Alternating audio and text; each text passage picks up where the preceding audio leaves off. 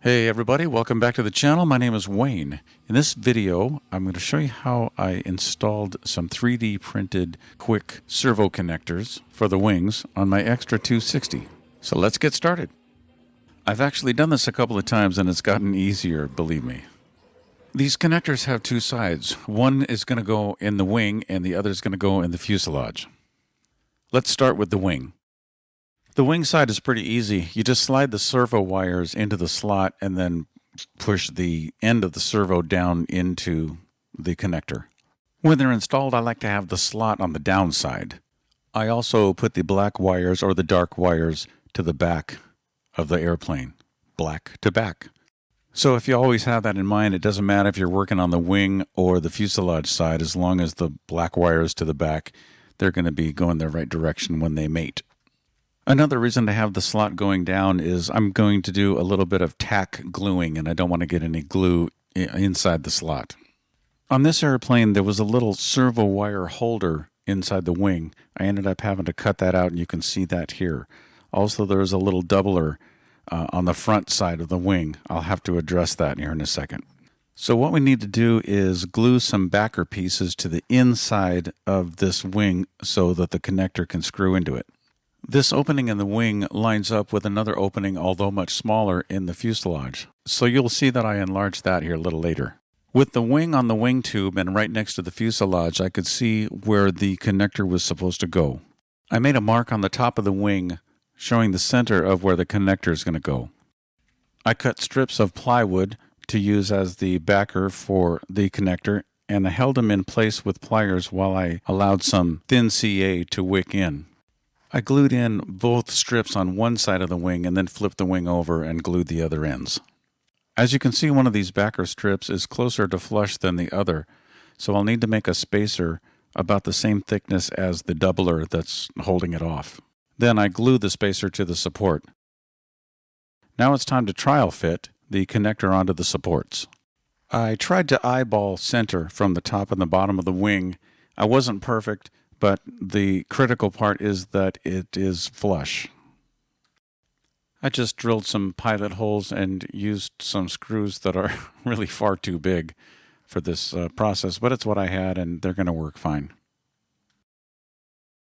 As you can see here, it is not exactly centered from top to bottom, but again, it's not going to matter that much as long as it connects with the fuselage side, and you'll see that it does.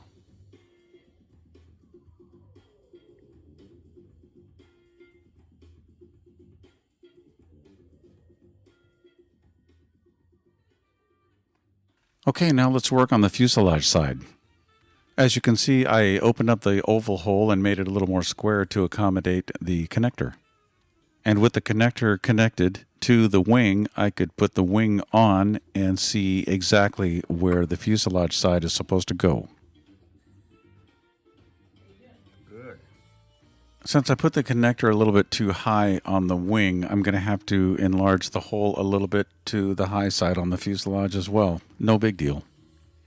I just put the connector in place and marked it and then cut a little bit more out.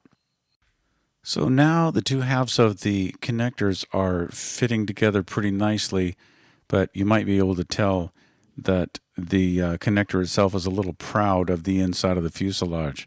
So if I try to put backer strips on there, I'm not going to be able to glue it very well. So I'm going to have to actually have to put some more little spacers inside of those backer strips, as you'll see here. I just got some thin plywood and cut some little strips and sandwiched them on the ears of the connector. Then, of course, I got the Dremel and, sanded them and made them look pretty. I could probably just about end the video here, but on the other side, I was a little more accurate with the wing side. And then when it went into the fuselage, I did not need as much spacers for the rails. So what I did I did things a little bit differently. I took a Dremel and just kind of hogged out a little bit where the connector was. I should have mentioned this before. The quick connector on the fuselage side, you're using a little servo extender to go from the receiver And on the end where the connector is, usually there's like a sleeve around there so that you can put your servo wires together. Well, that sleeve has to come off because the connector itself becomes that sleeve. So if you look closely at this, you'll see that you've just got the pins inside there and no sleeve inside of this servo connector. So as a little teaser, my friend Michael, who 3D printed these connectors, is going to make the program available on Thingiverse. And when that happens, I will put a link in the description so that you can go download your own and print out your own if this interests you. So hopefully, if you are interested in doing something like this, this video will help you. Thanks for watching.